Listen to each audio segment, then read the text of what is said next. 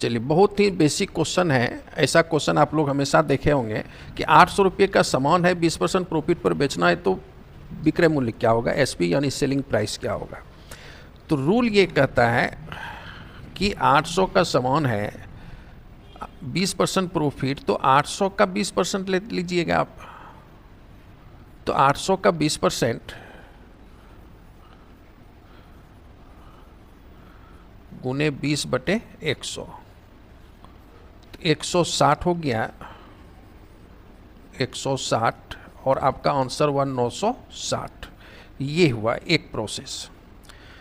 दूसरा process basic class में आप पढ़े थे कि सीपी बराबर सीपी, सीपी बराबर सीपी।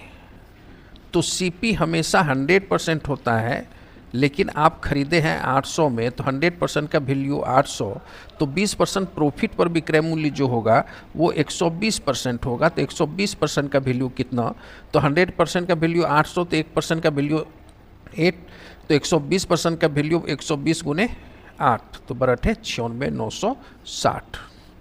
तो ये 960 हो गया। नेक्स्ट आप पढ़े होंगे बेसिक क्लास में कि 20 होल वैल्यू ऑफ 20%, तो ये 20% का वैल्यू 1/5, तो होल वैल्यू हो जाता है 6/5। तो सीपी में जैसे आप होल वैल्यू से गुणा करते हैं तो आपको एसपी मिलता है। तो सीपी 800 है और इसमें होल वैल्यू से मल्टीप्लाई करेंगे, यानी 6/5 से, तो 16×5 = 80, 16×6 = 960 रुपया। ठीक, ये आप बना रहे हैं। ये प्रोसेस है। अब यहाँ पर आपको समझना है फिर कि 120% जैसे लेते हैं तो 120 में बेचते हैं, तो 120 बटे जो 100 गुना करते हैं तो वही 6/5 कटा के होता है।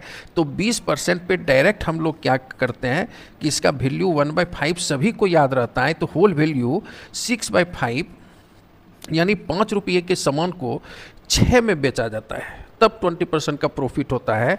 तो यानी 5 और 6 जो है ये सीपी और एसपी बन गया, लेकिन सीपी है आपका 800, तो 5 का वैल्यू 800, तो 6 का वैल्यू कितना, तो 5 अनुपात का वैल्यू 800, तो 800 में 5 से भाग देंगे तो 160, 1 अनुपात का वैल्यू 160, तो 6 अनुपात का वैल्यू 16×96 = 960।